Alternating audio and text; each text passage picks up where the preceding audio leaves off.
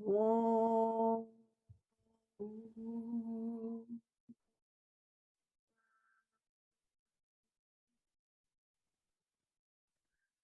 Om.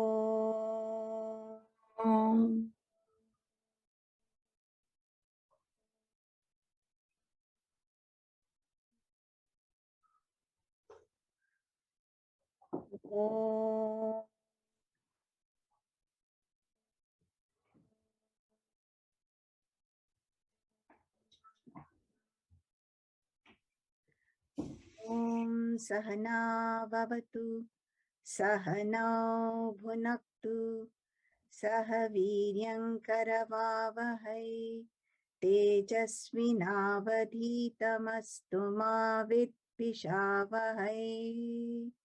Om Shanti Shanti Shanti.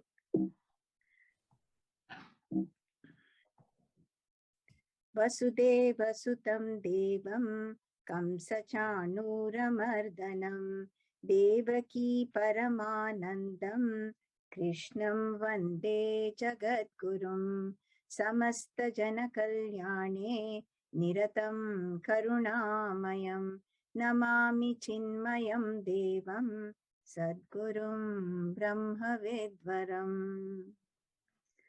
Over to Manorama. Good morning, Shashi. Good morning to all of you. I just volunteered for this. I hope I can do it right. If I'm wrong, please stop me right there and correct me. So over the last two sessions, I just put my notes in very few lines. Bhagavad Gita, the essence of Upanishad, is a manual for everyday life. It is a Margadarshak Grantha. We all have the mindset of Arjuna. Mahabharat war is a battle constantly fought in our own mind because the mind is not clear of its identity. The mind is always overwhelmed with vices and virtues. It is always clouded with thoughts and emotions related to worries, sorrows, happiness in day-to-day life. We have no choices how life comes to us, but we have choices how to react. The first chapter is about Visuddha Yoga, where Krishna is uniting Arjuna to knowledge that is making him aware of his confused state of mind. He is just showing the mirror to understand the mind. And remember, here we are the Arjunas. So my takeaway from this session was to be aware of my own confused state. The second chapter, what I summarized, is about Sankhya Yoga, where Krishna is teaching two key points. First was like absolute identity, making us aware of something eternal beyond our body, that is Atma. And the second is our duty, how to know our duty and how to pick right course of action. Here he says, when presented with choices, always pick up the choice of what is unconditionally good for all versus what is absolutely good for me only. I like the example you had given me about tissue box, where when you solve one problem, another arises, because if we think of good for me only, that's probably what happens. But if I take care of what is good for everybody, my problem will also be taken care and the problem may not arise again. Also, I liked one point you had mentioned at some point, knowing the problem versus seeing the problem. Because knowing is, we don't get the same intensity, but when you actually go try to fix it, seeing it, it gives a different intensity. So that's what I felt like, was stayed with me. I think that's what I summarized in very, very nutshell. So hopefully I got the right essence. Fantastic. I'm just so impressed. I think you guys are all paying attention. Oh, good notebook. Very good. Yeah, no, that's good. That's a chance to reflect if you take notes. That's important. And in Vedanta, the three ways we can make this knowledge our own is said to be Shravana, Manana, Nididhyasana. You listen, not just hear. You all are listening. Then you're reflecting, because I have spoke to Parveen and Ritu beforehand, and they also, and Ranjani has mentioned some points in your WhatsApp group, or shows everyone's reflecting. And that's fantastic. That's exactly what we should do. And then Nididhyasana, we'll talk about it when we come to it in chapter 6, but you're all on the right track. And I think, we are on the right track as far as these talks on Gita for the goddess in you is concerned. So I'm really very, very pleased, very happy. Thank you so much. So yes, you already said Arjuna's Vishada, his sadness, his sorrow is uniting him with knowledge. That's why this first chapter was called that.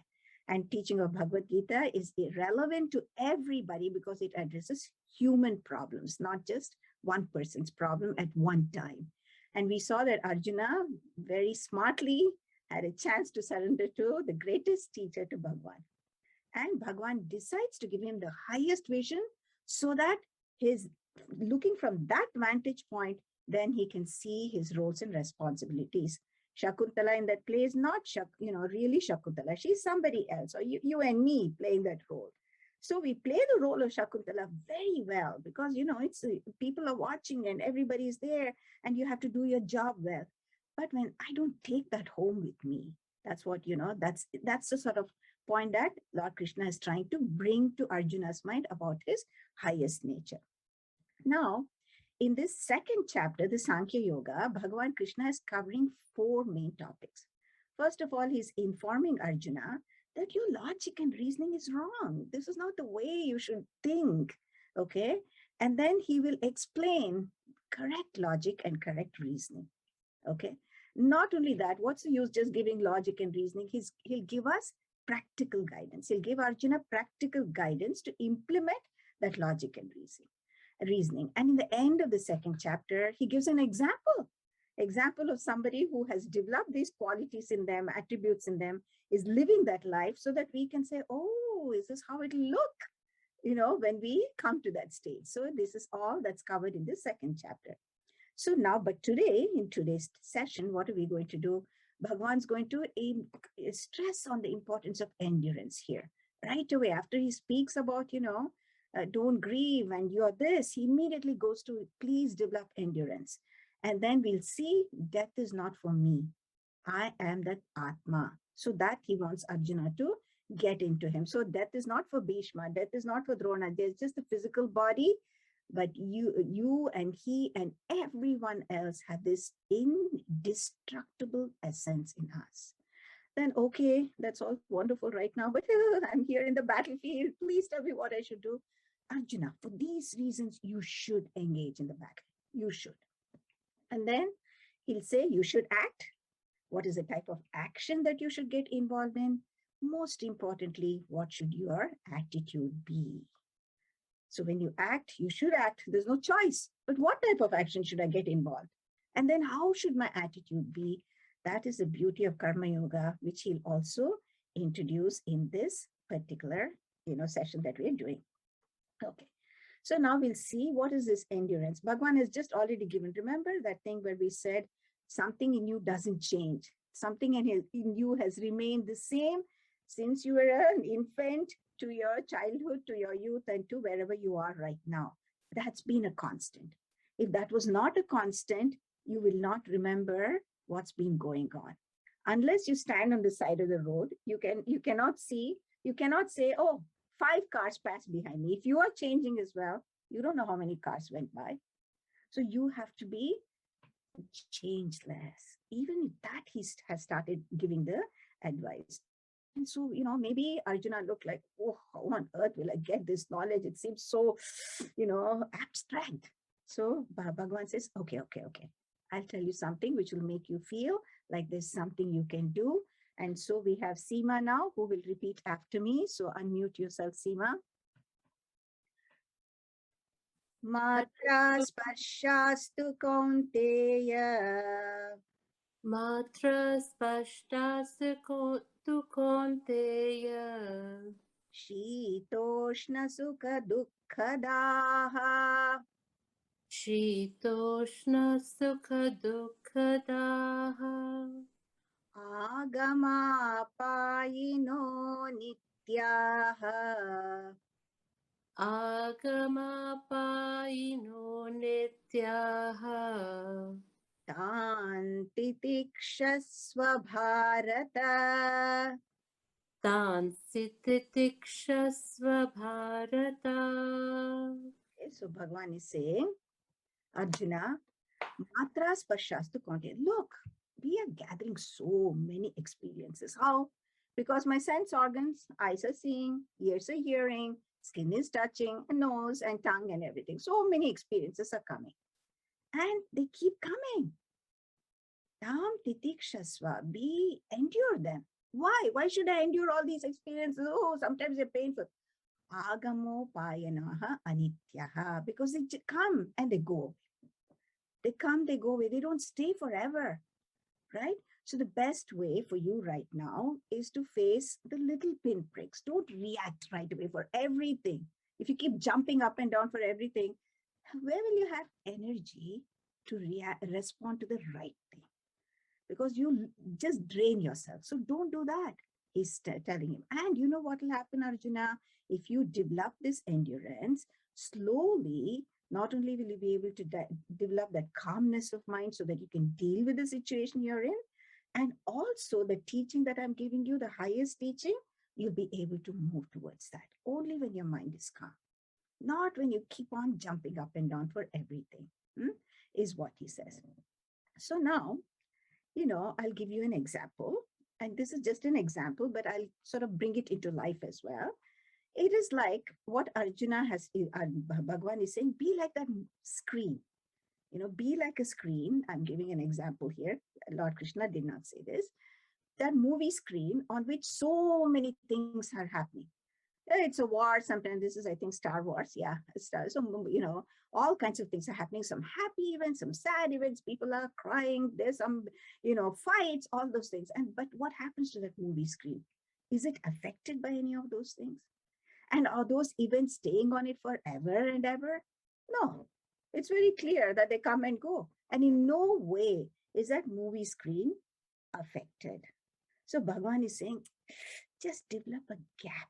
Develop a little gap between your thoughts and yourself. Just a little.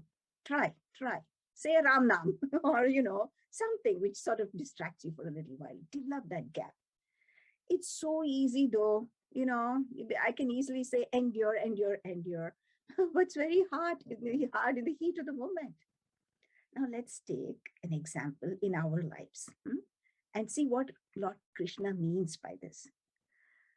So it's a day at work or even at home with your near and dear ones, and someone gives you a mouthful of criticism. Say maybe it's your boss after a presentation, or it might be someone dear to you, very dear to you at home, having a fun day with you.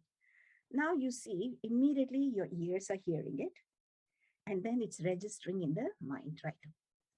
And it registers as, oh, that was terrible, and then you get caught in that sorrowful, made me miserable. How do I respond? What do I say? What do I have to do? Why did they have to do this? This is what oh my goodness.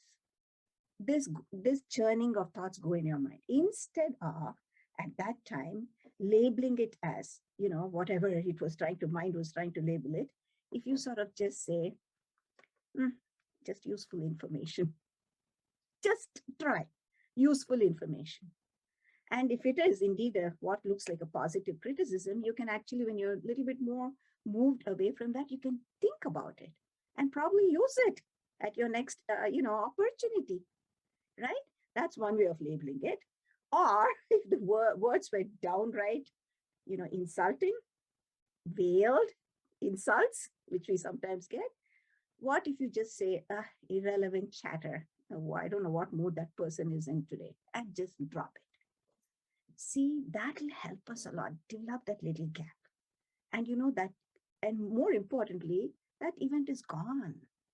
Who's keeping it in and getting so agitated now, right? So the temporariness is what Bhagavan is trying to point to us here. Now, if we feel that this titiksha seems like a very hard thing to practice, nothing comes without practice, or nothing happens overnight. We can't lose whatever 10 pounds we make a goal for overnight.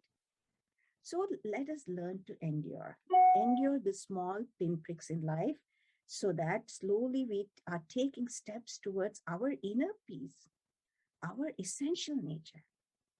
So when that's the case, let everything not make you jump. Let everything not make you react, is what Bhagavan Krishna is saying in this, Tam Stitikshasva Bharata, he said. That's exactly what he's saying. Okay, why is it not moving? Sorry, give me a second.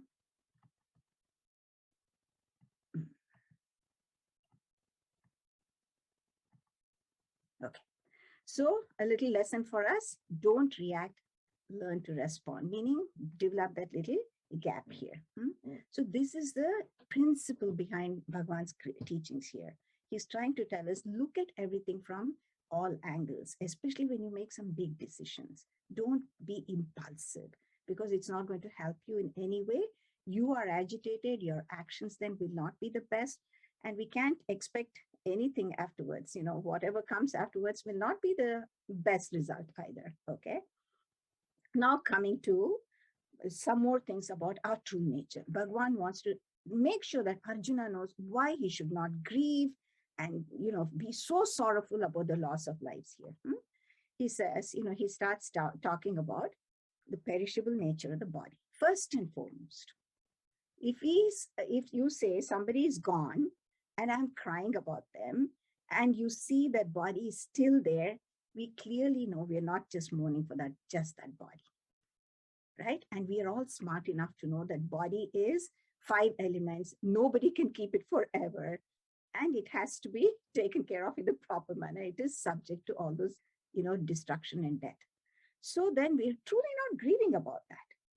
Then Bhagavan's going to say, then you're not grieving for Atma too. I'm telling you, that's your essential nature that can never change. It is ever the same. It is immortal. I'm telling you that. And then if you say, then what was in this person? Because between Atma, which is not going anywhere, and this physical body, there was something else. We call that soul or jiva. Okay. And I'm not going to go into deep aspects of that now. I'll explain when the right time comes, but understand, he'll show you that soul also does not perish. So let's see. Now, Manorma, you're going to repeat after me.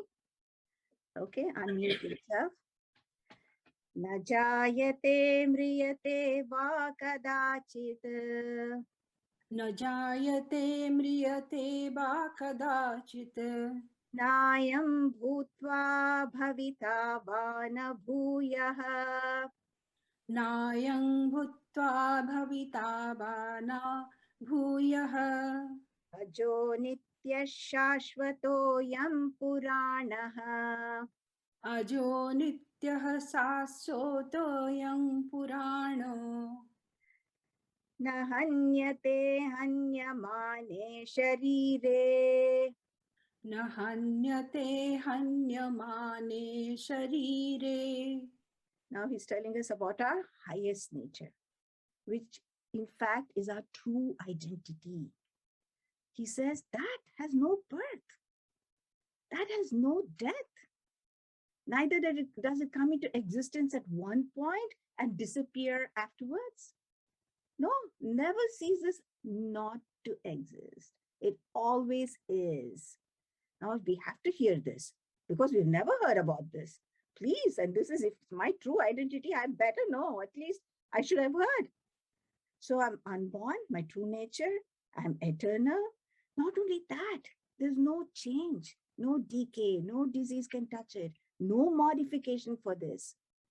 So it's imperishable, cannot be destroyed. Whereas look at this physical body. In all our Vedanta texts, it says the physical body has 6 things that it undergoes. What are the 6 things? Comes to exist in the womb. That's called asti. Then it is born, jayate. Born means jayate. Then grows, vardate. Viparinamate, all kinds of modifications happen in our physical body constantly. Apakshiyate, either as we get old, we start shrinking, or disease, something takes over as well. And finally, vinashyati, death. These are the 6 modifications that the bodies go. But not so for the Atma. None of these. And in a few more shlokas, Bhagavan also says, we'll see all this in more as we go through other chapters too. But he says this Atma, this truth is all pervading. No weapons or forces of nature can even touch it. Indestructible. Please know, this is our true nature. Our true nature. So we'll look at one more shloka now, and this one, Ranjani, please repeat after me. Vasamsi jirnani yatha vihaya. Vasamsi jirnani yatha vihaya. Avani granhati naro parani. Navani granhati naro parani. Tatha sharirani vihaya jirnani. Tatha sharirani vihaya jirnani. Anyani sanyati navani dehi. Anyani sanyati navani dehi. Now, what about this entity, this jiva you said in between that we hear about? You know what happens to that soul, that jiva, when it thinks that this equipment, this physical body is not okay for it to fulfill what all it wanted to, packs up and moves on to another body. How? As effortlessly as we slip onto our pajamas at night. No thinking, no pain, effortless. That easily the soul moves out of one physical body to another, because it says, I can't fulfill any more of all those things I had, which I wanted to fulfill, whatever it came with, packets of desires or, impressions that it wanted to carry on. I can't do anymore. So it packs and goes. So that's the soul, that's the jiva. You must have heard about this and you must have wondered. This is what moves from one physical body to another embodiment. Okay. We will talk about it at another time. Let's not get caught. But Bhagavan Krishna is trying to say, even that does not die. Even that doesn't get destroyed. Physical body, we all know. Come on. We are not truly, okay, I understand. Atma, nothing happens. And that in-between entity, that also just moves on. So Arjuna, come on. No need to grieve for you anymore. And then Bhagavan says something which I want you to think about. It's not a very easy concept, but in Vedanta, we constantly say, this is Satya, that is Mithya, real, unreal. And you must wonder, what do you mean this is unreal, the world is Mithya, unreal? Every day I'm gathering my experiences from this world. How can you call this unreal? People get very upset and we can go on a mutiny when we hear this. But what is Vedanta saying when it says real and unreal? This should be very clear to all of us. And when you think properly, it's absolutely, it really, you can understand the meaning of this without any doubt. Real means that which never changes is the same. Never changes. It's eternal, never changes. Now, today, let's all have reflection for us. We'll take a few things, starting from our cell phone to a textbook to a tree that we see, or the sky, or your own physical body. Can we say it is real? You just reflect. Even without reflection, you can easily say no, but I think I want all of us to think. Vedanta, when it says Satya, real, what does it mean? What is Mithya? What is unreal? What does it mean? It's not saying Mithya things don't give experiences to a person. It did not say that. All it is saying is it won't be there forever. It keeps changing. Let's think about this. Okay. So this is important for us to reflect. Okay. Bhagavan gave from the highest standpoint, got it, Bhagavan, that I should not worry about, the real in me. But why should I still do my duty? You please give me some real answers right now, because that's what I have to do. Atma and all is wonderful. You please tell me why. So you look. I told you from the highest spiritual point, Bhagavan says. From that, what spiritual point is called? Adhyatma Drishti. Adi Atma Drishti. From the highest spiritual point, right? Eternal essence never undergoes destruction. I told you. And so it'll be all those three analyses you do, and you come to that understanding. Now, your dharma drishti, this is your duty. Dharma is actually our duty where we are. Please understand, this is one meaning of dharma. Dharma will have layers. But today, dharma here for Arjuna is his duty. He was a kshatriya, trained from his cradle to carry a little bow and arrow. Maybe he played with it even when he was a toddler. He's a kshatriya. He's born to protect and rule the society. And so now he's coming to face a war that was imposed on him. It's not like he wanted that war. They tried everything. So when that has come to him, this is a dharma war where he has to protect dharma. He cannot run away from that. And there cannot be a better cause than a righteous war. Many times wars are fought for things where we should not get involved. We know that. But this is a righteous war. You want injustice to go away and justice to reign again. Dharma to be, in the society should be back again in its normal sense. So yeah, you should fight. You should engage in the battle from that point. And then coming to a practical point, Arjuna, if you run away, you think people will say, oh, what a great sannyasi Arjuna is. They'll laugh at you. And all the weaklings in the opposite army will say, he got scared of me. He just saw me and he ran away. Nobody's going to glorify you. Nobody's going to praise you. And people who looked up with you with such high esteem, everybody was like, okay, I'm behind, Arjuna is there. He'll protect us. I'm going to do my best. Those people will say, this Arjuna is so weak. Oh my God. What? They lose all their value they had for him. This esteem they had placed him, it just completely gets crashed down. So then, if Arjuna even hears it of that great, he'll feel terrible. So, oh, come on, Arjuna, for all these points. But from that spiritual point, your duty point, and what will everybody who are following you will think, feel after this, you really have to fight this war. And so, you know what? Hatova prapsisi swargam, jitava krita nischaya. So what? If you die in this war, it's glorified death. You will definitely go to a better place in heaven. You'll be praised. I mean, Krishna is giving him some pointers to make him feel like that's where you'll go. Arjuna was very familiar with those things. So get up. And if you don't, and you win this war right here, hey, you got this kingdom. What else do you want? Okay, so come on, you please stand up and fight, he says. So for us, a little pointer, we also have to sort of step away from the problem many times. We've heard these terms many times. Okay, elevate your mind, lift your vision. Okay, because of course, ultimate solution we'll come to know is know your place of peace and strength and act. But from the relative point, what duty are you following right now? What are the things that come, responsibilities which come with that duty you're doing? Knowing that role, do your best. So when things look a little, overwhelming, please don't make any decisions at that time. Come back, keep cool. See if you get a chance to look at it from different angles, not to come to hasty conclusions. So look at life from a holistic point and arrive at a right decision. And then Bhagavan will say, work without having likes and dislikes.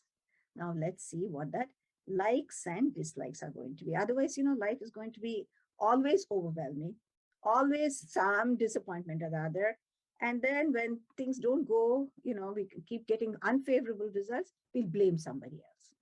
We forget that we have played a role in this.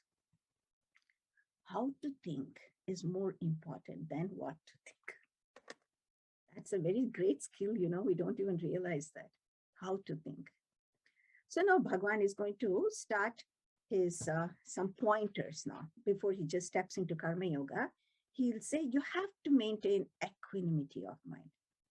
equanimity of mind, yes, and also towards results. Really? Okay, so let's see. Parveen, please repeat. Sukha dukhe same kritva Sukha-dukhe same kritva labha labhau jaya jayo labha-labho jaya-jayo tato yuddhaya yujjasva tato yuddhaya yujjasva naivam papamavapsyasi. nevam papam vapyasasi. Yeah, you will not incur any sin. What?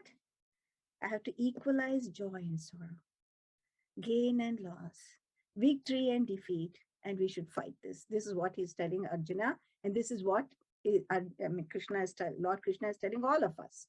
When you perform an action, don't worry about what's going to happen, whether you're winning or losing, whether you're gaining something or not, whether you're going to be happy or not. Don't.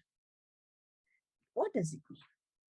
How is it possible, even before I get that result, that I should maintain that samatvam? How that equanimity? All Bhagavan is saying, when we are acting, if you have an insistence, like, you know what, I have to get this. Otherwise, there's no way. My child has to get into the school. Otherwise, I'll make everybody miserable. We do all kinds of silly things. We don't even think. This is the way it has to go. Somewhere in the mind that this is the way it will happen. Forget, you might not say this, but you're already picturing how things will happen. Then what happens when you don't get that result? Then you'll really develop all kinds of aversion, disturbances. As it is, even while you're acting, your energy is getting dissipated because you're thinking about what might come. So why worry about it, right? Keep those personal likes and dislikes, a little aside. So here, we might feel this is an impractical and almost impossible thing to achieve, being balanced about results. And in fact, all the time we encounter situations and things, and we do get these results. And how can you treat joy and sorrow alike, victory and defeat alike, gain and loss? And how do we reach that? Handling all, if I have to get there, right? If that's what I have to do, how do I get to that point? Now look, Krishna is just showing us all what should the ultimate way we deal with things should be.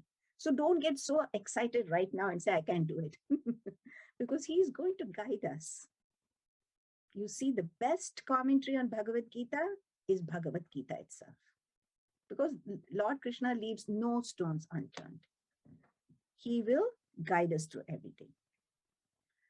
So now in a shloka 40, without going into that, I'll just mention some very important aspects of karma yoga. See, Arjuna was very used to what karmas were. In those cases, in his days, it was only that havan and lots of chanting and offerings and everything, and all these pandits sitting around and doing many, many rituals. It was very common for him. But this karma yoga is different. Bhagavan's going to say, this special thing that I'm teaching you, this karma yoga. And in fact, Vyasa Muni calls karma yoga as buddhi yoga. So yoga here, you'll see, is used many times in many ways. Always think it is going to unite you with something more. Unite you with something greater. It integrates you, unites you. Integrates and unites. Okay? So karma yoga, he says, this is a thing of attitude. Mainly of attitude. He says, if you work, in the attitude of karma yoga, you will be most peaceful. So now giving some examples. Those rituals which the pandits used to do in those days, every sequence had to be followed properly. Otherwise, they were not going to get the desired result. I don't do any of those yajnas and yagas now. What are you talking? Okay, let's start with a simple dosa batter. If you don't soak the urad and the rice and you could try to grind it right away and you think you can make dosa, you've not at all, forget it. you're not going to get good dosas. Right? Okay, no. I'm not the person sitting at home making dosas. I work in a, advanced scientific lab, and I make all kinds of, discoveries and inventions. Oh, okay, sorry. Don't you have to follow steps there? Certain rules. And if you miss steps, don't you miss out on the results? Of course. Of course. And for example, even think about these medicines that we take.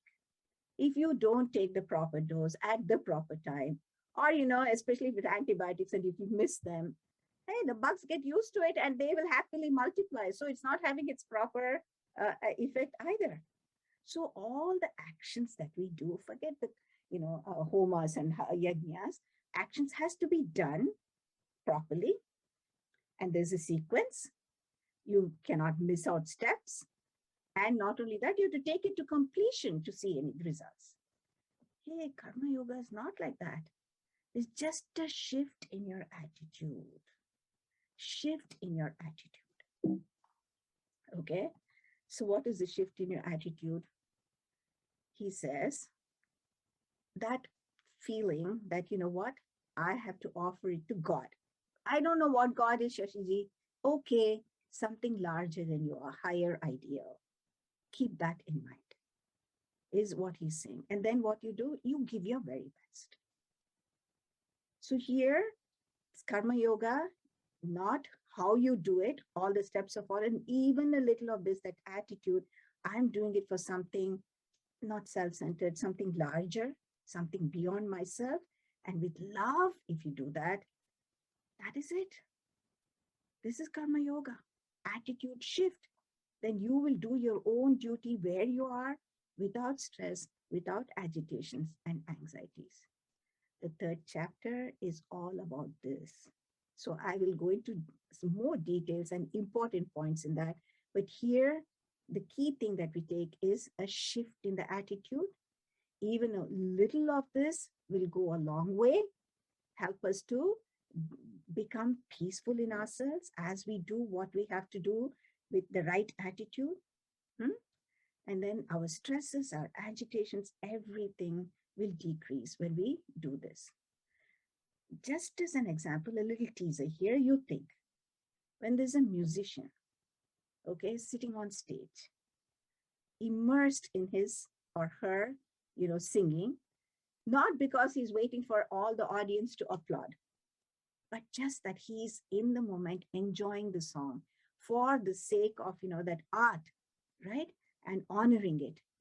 Or, knowing that, people are just, they are also having a joyful experience, not expecting it, but seeing that, right? That is an attitude, which Karma Yoga is sort of, asking us to bring. But there's more to it, and I will go over it. So Krishna after that also says, be single-pointed, or Vyavasayatmika Buddhi, he says, when you have a goal in mind, let that be at the back of your mind as you work towards it.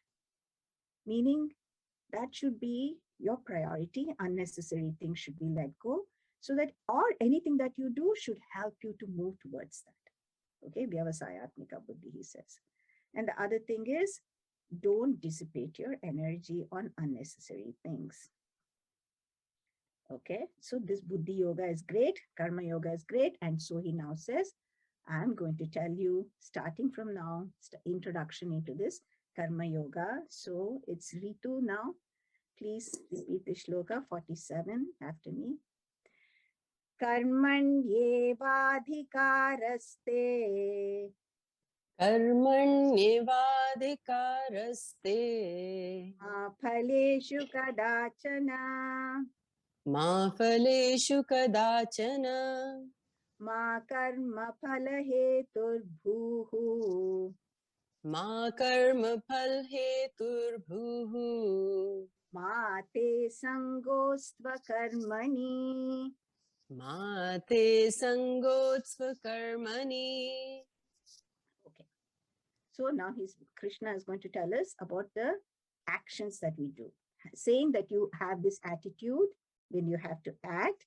Okay, he's going to tell us what actions that should we do. Okay. In our Hindu scriptures, there are 5 types of actions. Whatever it might be falls under this category that a human does. What is that? One is called as Nitya Karma. I'll explain. Naimittika Karma. Then third one is Kamya Karma, Nishiddha Karma, Prayaschitta Karma. Nishiddha Karma, let's forget it. That means we shouldn't do it because it's going to lead us to no good. So put that aside. Prayaschitta is done when you do these Nishiddha Karma. So let's keep that aside as well. Keeping that aside, let's look at Kamya Karma. Kamya Karma is our self-centered, desire-prompted activities. Self-centered desires. And then what happens? Krishna wants to caution, if you want to have it, it's okay, but do it in the dharma way. Initially, all of us have desires and all of us want it, but do it in a dharmic way. But he'll tell us, even if you do it in a dharmic way, you're bound to meet with some good, some not so good results. And you're the one who will be agitated. And even while you're doing it, because you have that desire, it disturbs you. You can be efficient in your action. You can give your 100%. So keep those self-centered desires to minimum, okay? So, okay, we'll put Kamya Karma aside. Hey, what am I left with now? Only Nitya Karma and Naimittika Karma. Nitya and Naimittika together are grouped as Niyata Karma or Kartavya Karma. Together they're called that. What are they? They're obligatory duties which you owe to yourself, as well as to that particular role and responsibility you have taken up. So duties come with the role and responsibility you have taken at that stage of life, and also duties towards yourself. You can neglect yourself. We have 3 layers of personality. We have a body, we have a mind and intellect. All 3 should be taken care of properly. Physically, you have to be good to yourself. Healthy food, adequate rest, exercise. I don't have to tell you all, right? And then for our mind, some type of, japa, some type of, quietening meditations, whatever, pranayama, whatever, which will help your mind to calm down, to remain centered. You have to do that. And for our intellect, keep it inspired, keep it in satsang, or some, inspiring hobby, something to keep your intellect also well nourished and taken care of. That is obligatory duties towards yourself, nitya karma. Then according to your station, you're a mother, you're a parent, you have to do what you have to do. A spouse, you have your role, they have their role. Or you're at a workplace, you have to do that. And then naimittika karma is occasional duties which we all have to get involved. We are not isolated creatures. We live in society. Sometimes you have to help people. Sometimes you have to cook for somebody. Sometimes you have to drive somebody somewhere. When any of those societal responsibilities come, that is an obligatory duty too that we have to do. Okay. So now Bhagavan has said, Karmani eva adhikari. Arjuna, your right is only in performance of your obligatory duties. Those nitya and naimit, that's it. We saw that. He's given, we went through that ourselves and we've seen that. So duties are depending on where you are in life with regard to family, society, workplace, be it business, any religious duties, those alone should be performed. Kartavya karmani eva adhikara. That's all your adhikara is. Ma bhaleshu kadachana. Your right is not to look for results. What? I should do actions and not get results. I didn't say you should not get results, did I? No. You should not be hankering after results. No expectations. That will happen. And I'll tell you also why in the case of duties. And then ma karma pala hetur bhuvu. And he says, Bhagavan says, you should not be one who's always working for some gain. Always looking for, what will I get out of this? What will I get? No. And I don't think any of us do that. In our roles, I don't think we do that all the time, hankering after, what will I get out of this? And mate sangostu akarmani. Here, Bhagavan is giving us another very important thing. He says, can't be lazy. You cannot shun from your duty. Nobody has forced you to take up the role we have taken up right now. Nobody has. Even if you say, oh, somebody dragged me and brought me to Gita. No, you came on your own. Or, you're as a mother, as a wife, or as this individual coming here and living in America. Nobody tied us up and brought us, right? So we placed ourselves where we are right now. So that means along with it, there is responsibilities. Along with it, there is certain duties. So you have to do that. And you can't say, I'll sort of, laze off and not do it. Nope. Bhagavan says, no, this body is to be used. No place for laziness in this yoga of action. Beautifully, he says, engage in your duty. Don't be lazy and don't shun from your duties. And don't hanker after results or be the one who works only for results. Of course, there's no place for prohibited activities. Okay.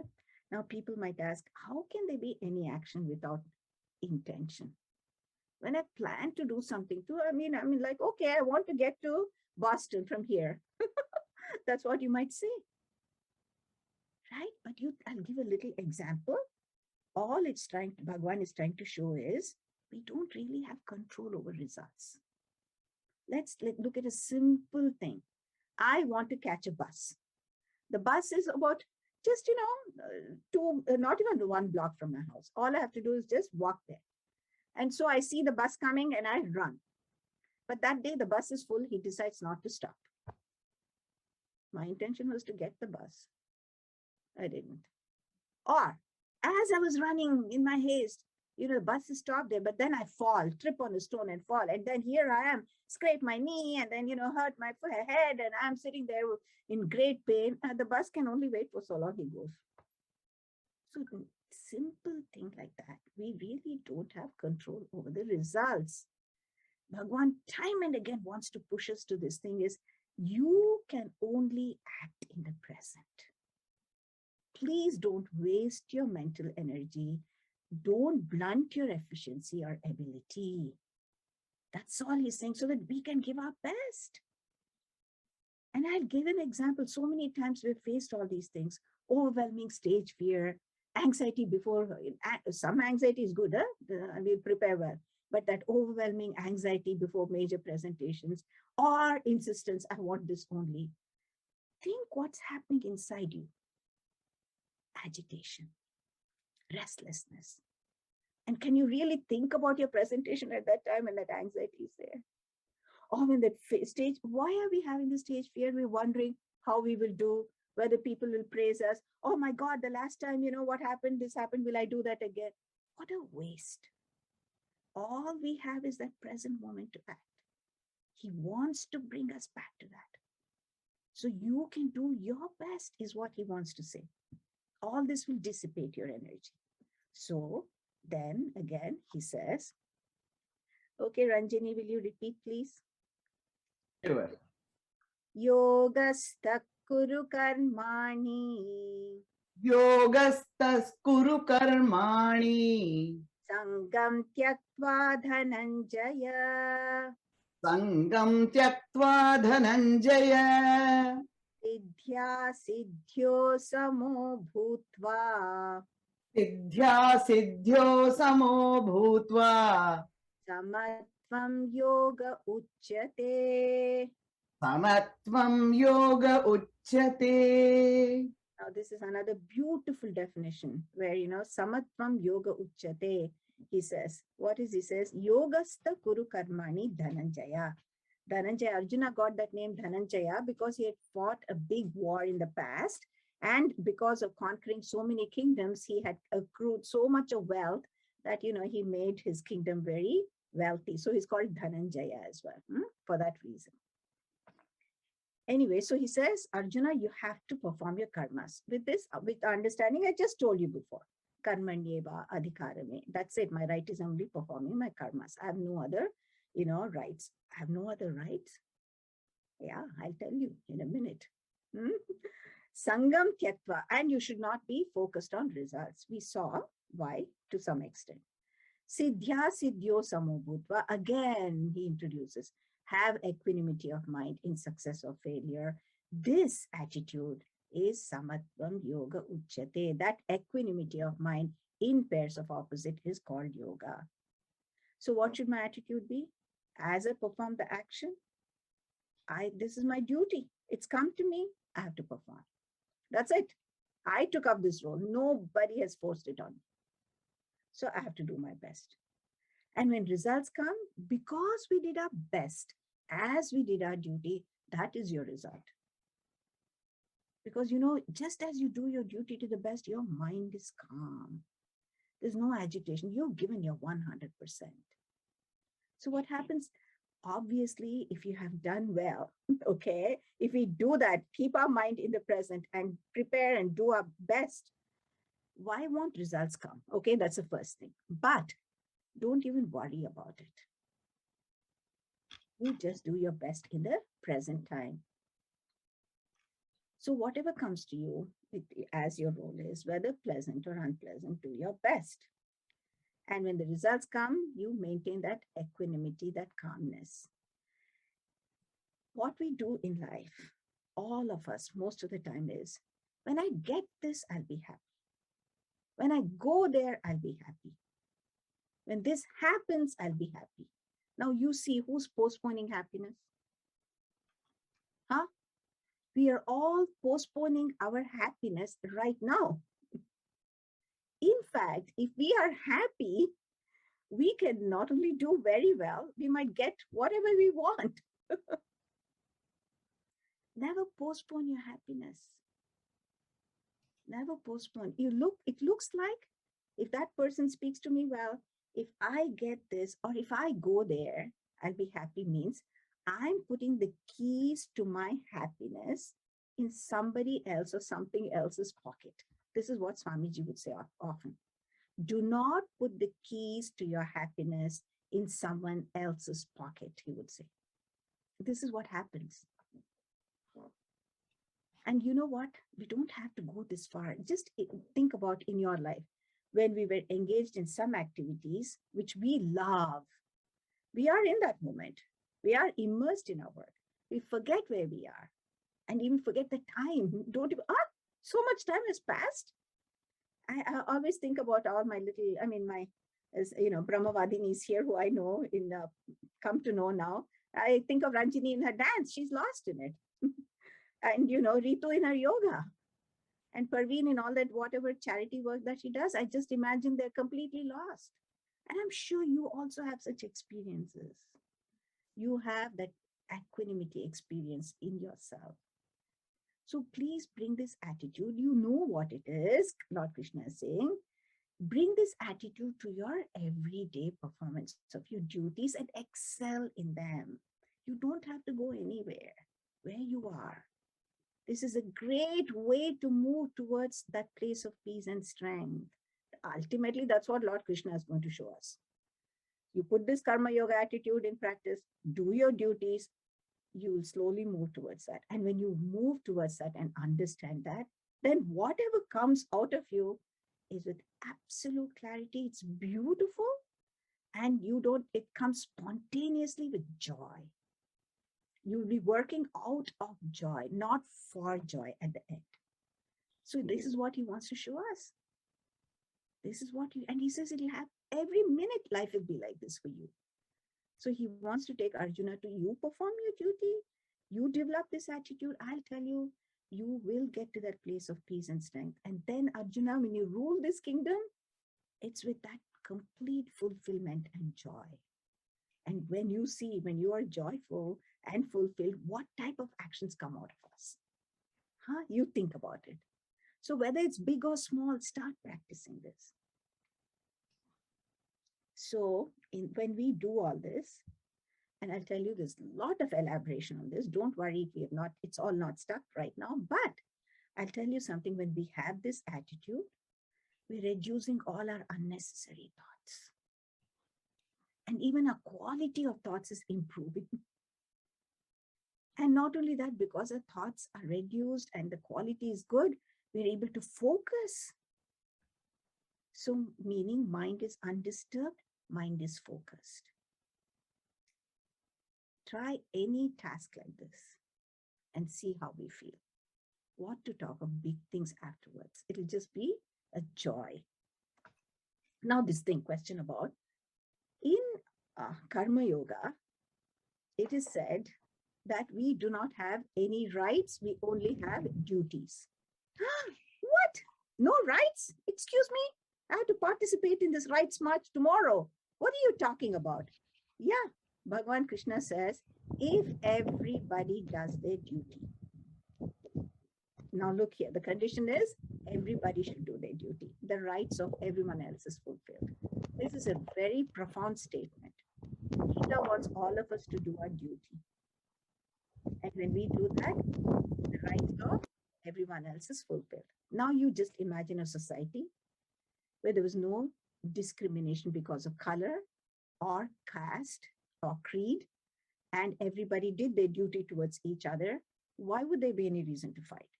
If women were treated with equality and everybody respected and did what was supposed to be due for everyone, what's the need to fight for rights then? But that the thing is, you have to do your duty, as Krishna has said. Nitya karma, naimittika karma, everybody has to do. And if so, then there's no need to fight for rights, is what is said. It's deep. All these things are deep, but just think, it's beautiful.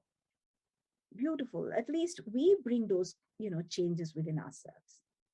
And when we do our part, Krishna will say, you watch in third chapter what he says about such, when we bring the change. Watch, we'll wait. So today, we found that endurance is a very important quality. And you, me, and all of us mothers, I think we've all had tremendous experiences in this. Okay, so all he's trying to tell us is now, direct it now where you really are going to maximize the benefit. Okay. Bhagavan Krishna talked about our highest imperishable eternal nature. It's very important we hear it. For janmas, we've gone without hearing about this at all. So it's great that we are being introduced to our true selves, okay? And then why should Arjuna at present, okay, all right, engage in this Kshatriya Dharma? The reasons were given. In our life right now, what role, what responsibilities have come with this? We have to fulfill. No lazing away or running away from it. Krishna never asks us to leave the place where we are, right where we are. And what is this karma yoga? It's an action with the right attitude, with that equanimity, which we will see, get deeper and deeper into that meaning so that it sits with us afterwards. Now, as we make all these steps towards, things that are going to help us, it's very important. The first thing is awareness. If you're not even aware, then what's, forget it. This is out. But I've told you, our Shastras are like a mirror for us. So, you look and, okay, I think, okay, this looks like I have some areas to work on. None of us are perfect. That's acceptance. I don't want this in me anymore, this type of a behavior. I think, I want to change. So that shows your readiness. As you do all this, you have to be very patient and kind to yourself. Because these are things that we've tied down and made it into tight knots over a long time. The fact that you're becoming aware, just pat your back right away. You've taken a huge step. And be patient, because it will happen. It will happen. We will bring that change.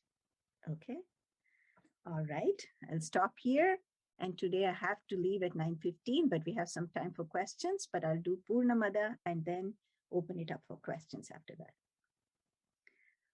Om Purnamada Purnamidam Purnat Purnamudachyate Purnasya Purnamadaya Purnameva Vashishyate. Om Shanti Shanti Shanti. Harihi Om Shri Gurubhyo Namaha. Harihi Om.